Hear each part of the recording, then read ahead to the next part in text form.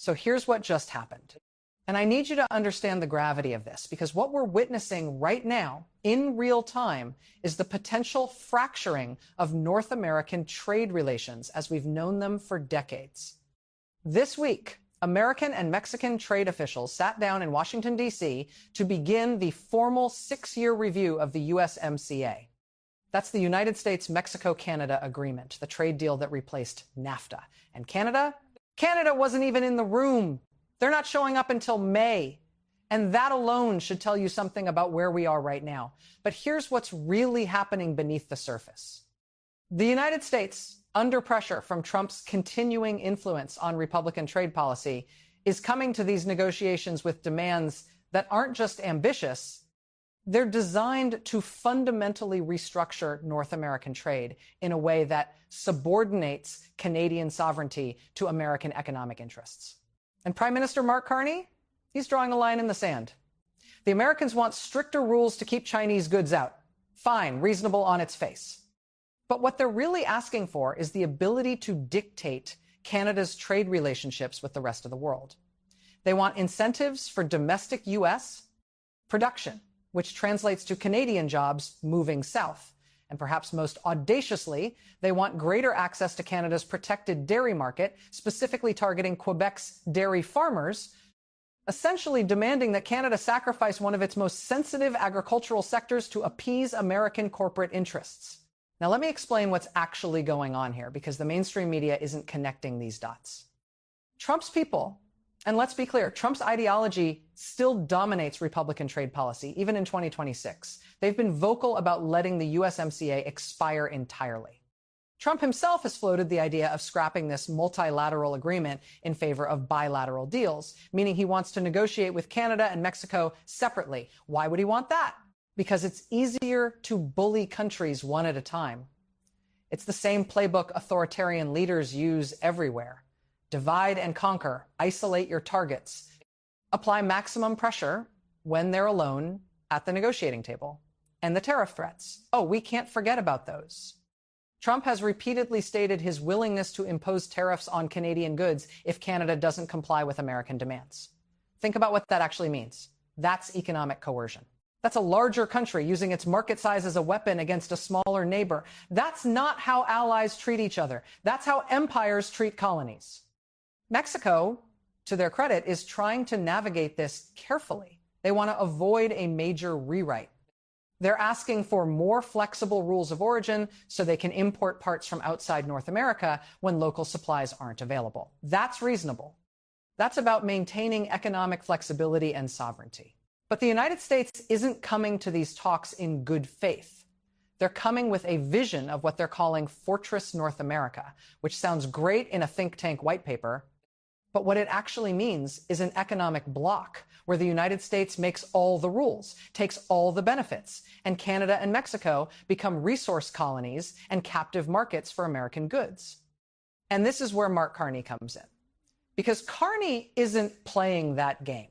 Sources close to the Prime Minister's office and experts who've been briefing the Canadian negotiating team, they're all saying the same thing. Canada has cards to play. Canada is developing strong bargaining positions. And most importantly, Canada is preparing to defend its strategic autonomy. Strategic autonomy. Let that phrase sink in for a moment. Because what that means is Canada's right to make its own decisions, to maintain its own trade relationships, to chart its own economic course without needing permission from Washington. The dairy issue is particularly telling. Quebec is a major dairy-producing province. Dairy farmers there operate under supply management, a system that's been in place for decades, that provides stability, that supports rural communities, that ensures food security. And American negotiators want to tear that system apart so that massive American dairy conglomerates can flood the Canadian market.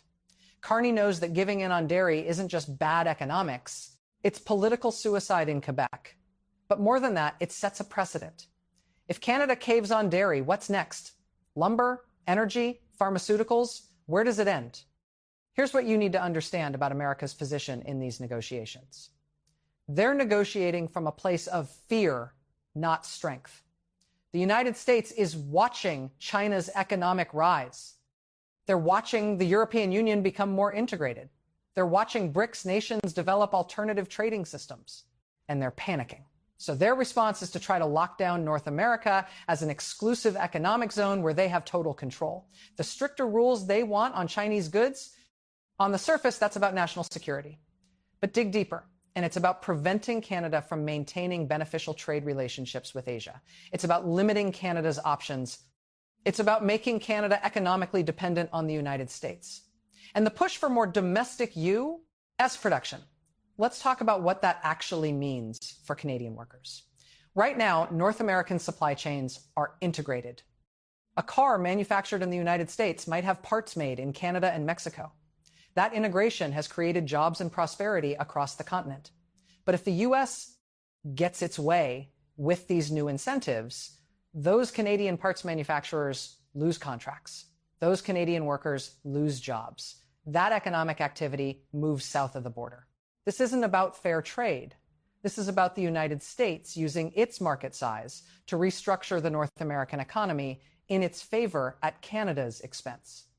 And we need to talk about timing, because Canada not joining these talks until May is absolutely strategic. Mexican and American officials started negotiations on March 19th. Canada is waiting, and that's not because Canada isn't prepared. It's because Canada is watching. Canada is seeing what demands the U.S. puts on the table with Mexico first.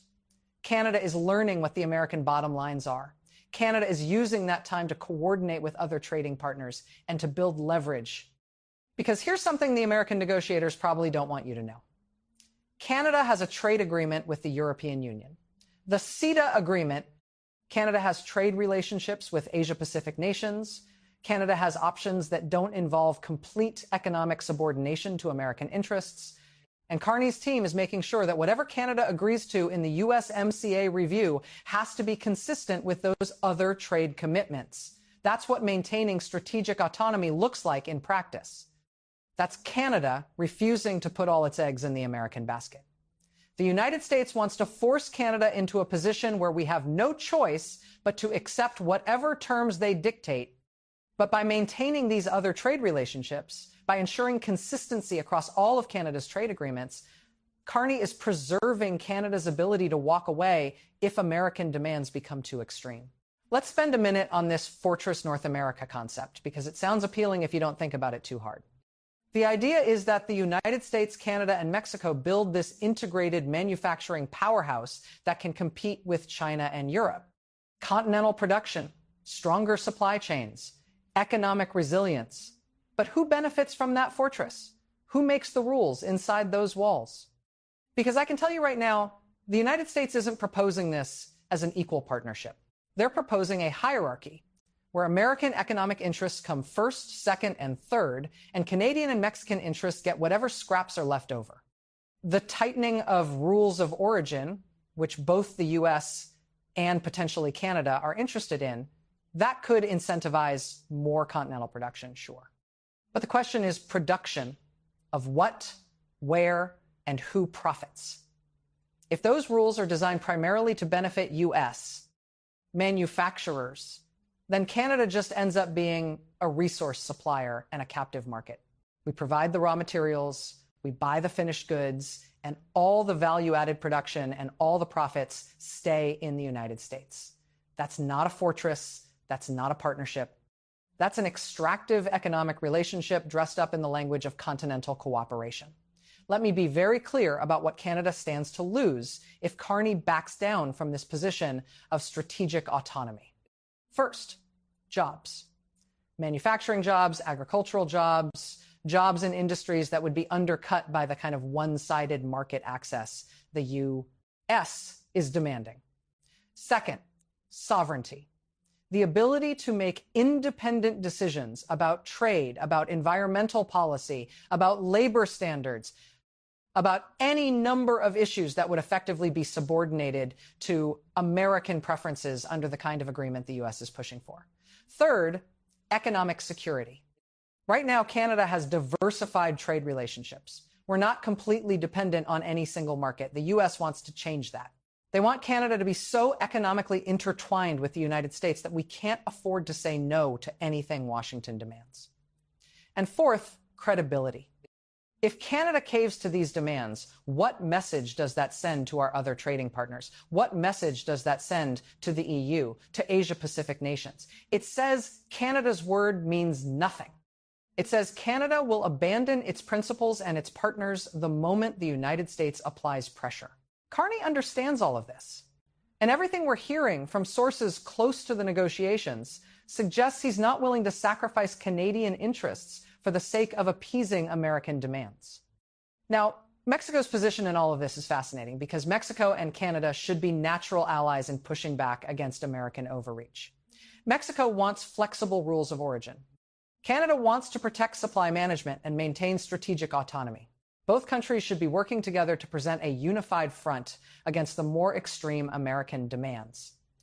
But here's the problem. The United States knows this.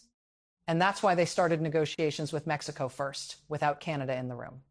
They want to try to cut a separate deal with Mexico, to peel Mexico away from any potential Canada-Mexico alliance, to isolate Canada even further. And Mexico is in a difficult position. They share a border with the United States. They have significant economic dependence on the American market. They're vulnerable to the kind of tariff threats and economic coercion that Trump has been so willing to deploy. So the question becomes, will Mexico stand firm on its positions, or will they accept a watered-down agreement that leaves Canada to face American demands alone in May? And if Mexico does cut a separate deal, does that make Canada's negotiating position stronger or weaker? There are arguments both ways. On one hand, if Mexico accepts terms Canada finds unacceptable, it increases pressure on Canada to fall in line. On the other hand, it might give Canada a clearer picture of American bottom lines and more freedom to pursue a harder negotiating stance without worrying about maintaining a unified Canada-Mexico position.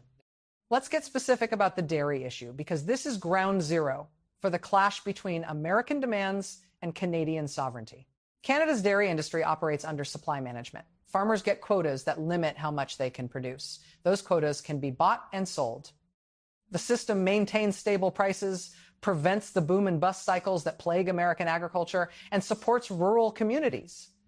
American dairy producers hate this system because it limits their access to the Canadian market. They want that system dismantled so they can flood Canada with cheap American dairy products. And I say cheap not because American dairy is more efficiently produced, but because American dairy farmers receive massive government subsidies that allow them to underprice Canadian producers. So let's be clear about what's being asked here. The United States subsidizes its dairy industry with taxpayer money, then demands that Canada open its markets to those subsidized products, which would undercut Canadian farmers who don't receive the same subsidies, which would destroy rural Canadian communities that depend on dairy farming, all so that American corporations can capture more market share. This isn't about free trade. This is about rigged trade. This is about the United States using government intervention to give its producers an advantage, then demanding market access under the guise of opposing Canadian government intervention. And Quebec is absolutely crucial here. Quebec produces more than a third of Canada's dairy. The supply management system is hugely popular in Quebec.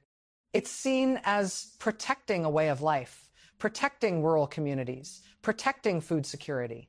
Any Canadian Prime Minister who sacrifices Quebec's dairy farmers to appease American demands would face massive political backlash.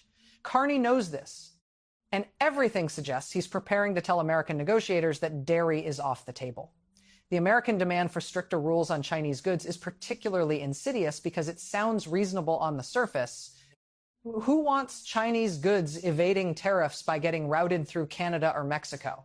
Sounds like a legitimate concern, right? But let's look at what this actually means in practice.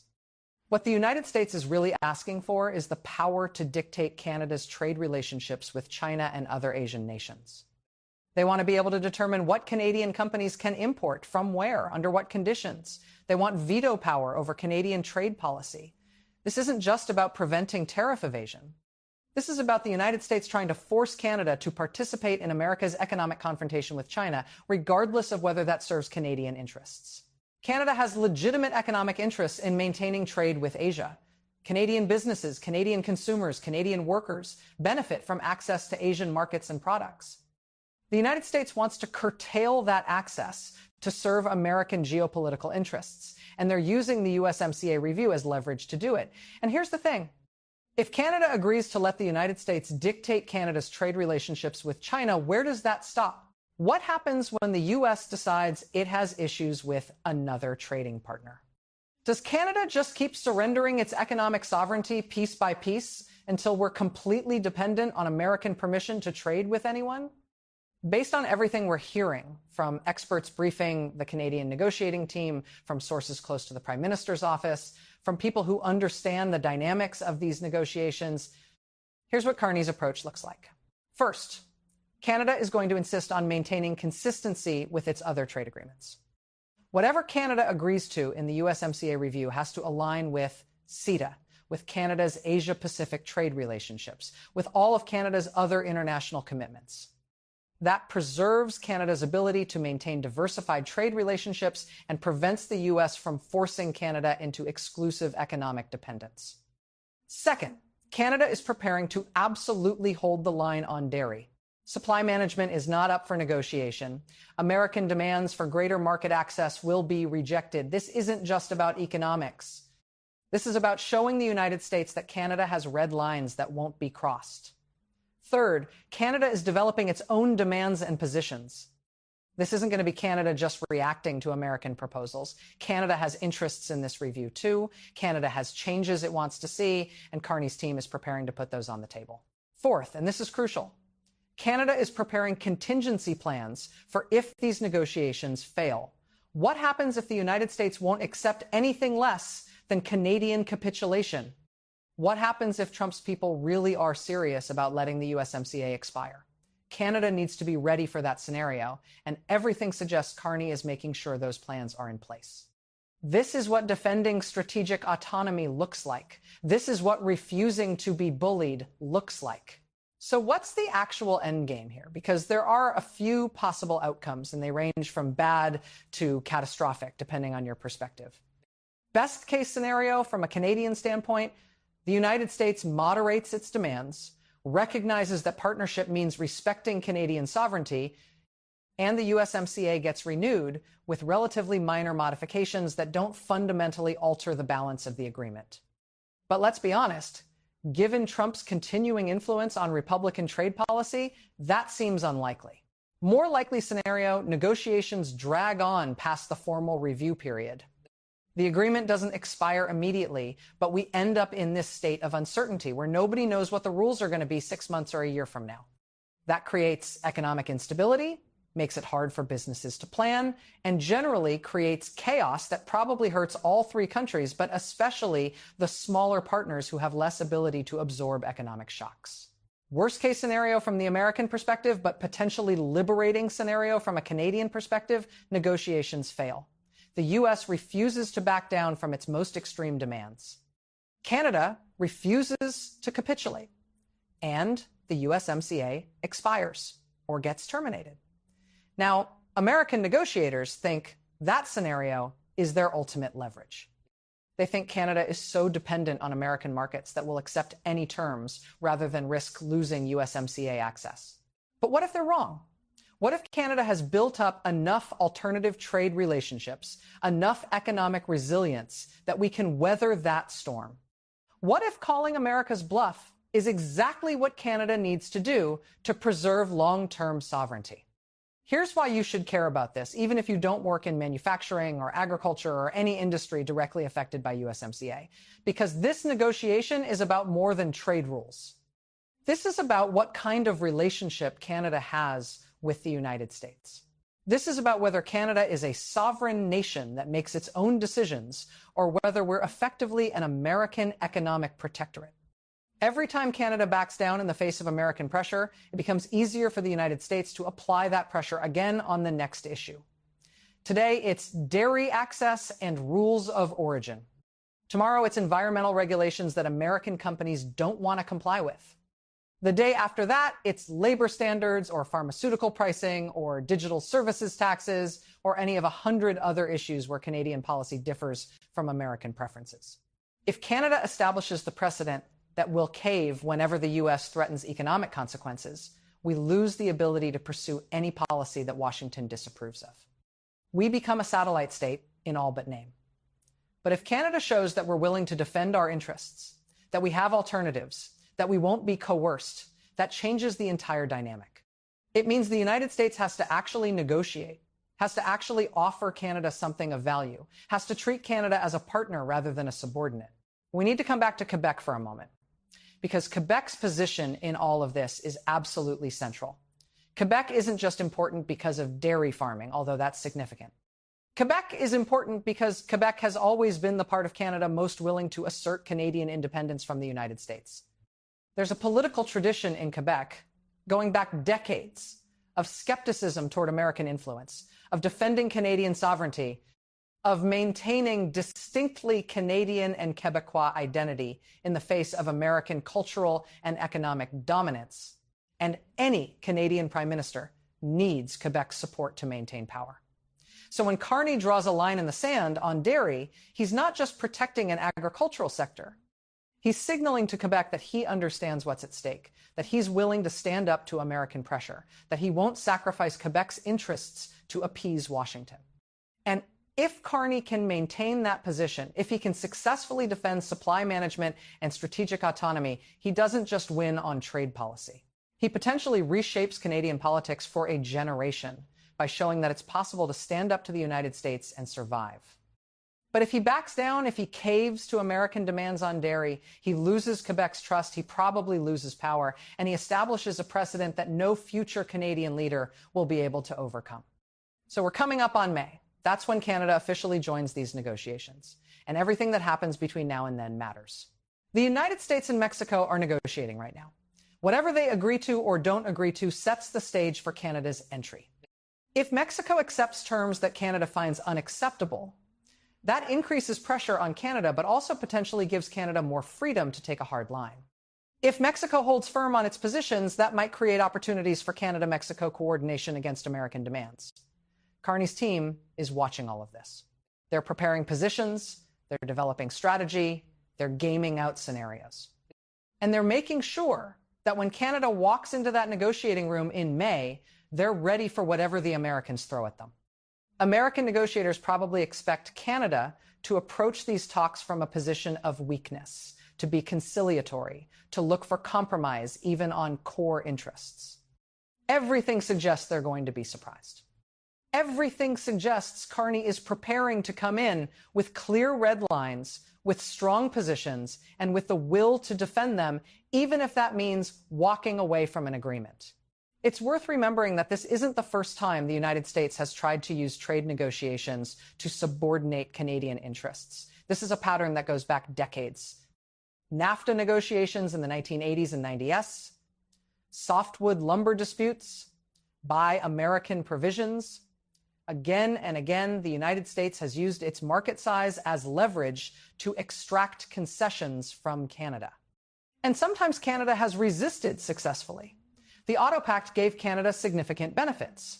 Canada maintained cultural protections in NAFTA despite American pressure. Canada has won softwood lumber cases at international tribunals, even when the U.S. refused to comply with those rulings. But sometimes Canada has backed down. We've made concessions on energy exports. We've accepted weaker dispute resolution mechanisms. We've allowed American access to Canadian markets without equivalent Canadian access to American markets. The question is which pattern Carney follows. Does he follow the pattern of Canadian leaders who stood firm, who defended Canadian interests, who showed that Canada has alternatives and options? Or does he follow the pattern of leaders who decided that maintaining good relations with Washington was more important than defending Canadian sovereignty? Everything we're seeing suggests he's choosing the first path. But May will tell us for sure. Let's talk about the actual economic relationship between the United States and Canada, because American negotiators are going to use this as leverage, and it's important to understand the real numbers. Yes, the United States is Canada's largest trading partner. About 75% of Canadian exports go to the United States. That's significant. That creates dependence. But here's what American negotiators probably don't want to emphasize. Canada is also the United States' second largest trading partner. Millions of American jobs depend on trade with Canada. American manufacturers depend on Canadian inputs. American consumers depend on Canadian energy and resources. This isn't a one-way street. Disrupting this trading relationship would hurt the United States too. Maybe it would hurt Canada more in absolute terms, but it would hurt the United States significantly. And Canada has been diversifying its trade relationships precisely to reduce that dependence. Trade with Europe has grown under CETA. Trade with Asia has expanded. Canada has options that didn't exist 20 years ago. Not enough options to completely replace American markets, but enough options to survive and eventually thrive, even if USMCA access is reduced or eliminated. American negotiators are betting that Canada isn't willing to take that risk, that the short-term pain of losing American market access would be too much for any Canadian government to accept. But what if they're miscalculating? What if Carney decides that the long-term cost of capitulation is worse than the short-term cost of confrontation? If you're watching this and you're wondering what all of this means for you personally, here's the reality. These negotiations are going to affect your life whether you're paying attention or not. If Canada caves to American demands, you're going to see Canadian jobs move south as American companies get more favorable treatment. You're going to see American products flood Canadian markets, undercutting Canadian producers. You're going to see prices rise as Canada loses leverage in trade relationships. And you're going to see your government become increasingly unable to pursue policies that serve Canadian interests because they'll be subordinated to American approval. If Canada stands firm and these negotiations succeed on Canadian terms, you're going to see a more balanced trading relationship. You're going to see Canadian industries protected. You're going to see your government maintaining the ability to make independent decisions. And you're going to see Canada emerge as a more confident, more sovereign nation. And if these negotiations fail, if USMCA expires or gets terminated, there's going to be a period of significant economic disruption. Some Canadian businesses will struggle, some jobs will be lost. But eventually, Canada will adapt. Trade will find new channels. Alternative markets will grow. And Canada will emerge less dependent on American approval, more diversified, more resilient. The worst outcome isn't the collapse of USMCA. The worst outcome is Canada accepting terms that permanently subordinate Canadian sovereignty to American interests. Because that's a trap you can't easily escape from. Before we wrap up, I want to address why you're probably not hearing this perspective in most mainstream coverage of these negotiations. Because if you've been following this story in most major outlets, you're getting a very different framing. Most coverage treats these negotiations as a technical trade issue. Rules of origin percentages, market access provisions, dispute resolution mechanisms, all very dry, very procedural, very boring. And that framing serves American interests because it obscures what's actually happening. When you treat this as a technical trade issue, you miss the power dynamics. You miss the fact that this is a larger country trying to use economic leverage to dictate terms to a smaller neighbor. You miss the sovereignty implications. You miss everything that actually matters. And a lot of media coverage treats any Canadian resistance to American demands as unreasonable or protectionist. The assumption is that free trade is always good, that reducing barriers is always the right answer, and that anyone who resists must be a special interest protecting their own narrow benefits. But that framing ignores that what the United States is proposing isn't actually free trade. It's managed trade designed to benefit American interests.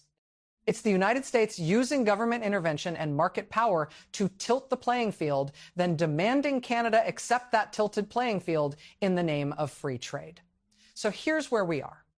The USMCA 6-year review has started. Mexico and the United States are negotiating now. Canada joins in May.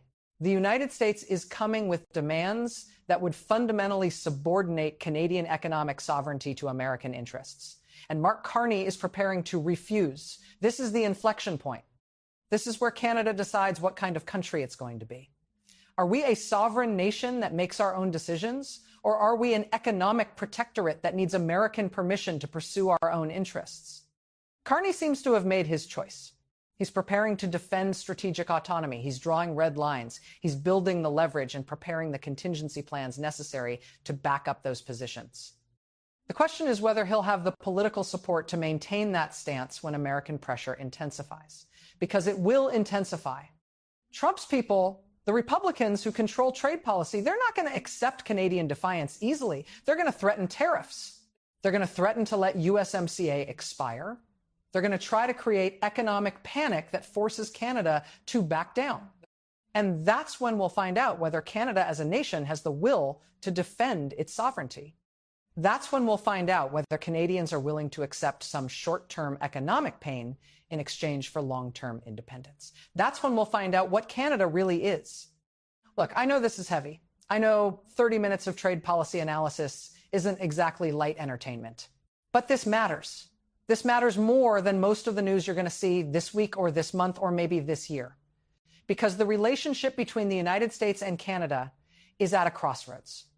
For decades, that relationship has been defined by Canadian acceptance of American dominance, tempered by occasional assertions of Canadian interests on issues where we absolutely had to stand firm. But that model isn't sustainable anymore. The United States, under Trump's influence, has become more willing to use economic coercion, more dismissive of allied interests, more focused on zero-sum competition. And Canada has become more economically diversified, more confident, more willing to pursue independent policies. Something has to give. Either Canada accepts a permanently subordinate role in an American-dominated economic bloc, or Canada asserts sovereignty and accepts the costs and risks that come with that assertion. Mark Carney appears to be choosing sovereignty. In May, we'll start to see whether that choice holds up under pressure. And over the following months, we'll find out whether Canada as a nation is ready to back that choice even when it gets difficult. This is about more than trade.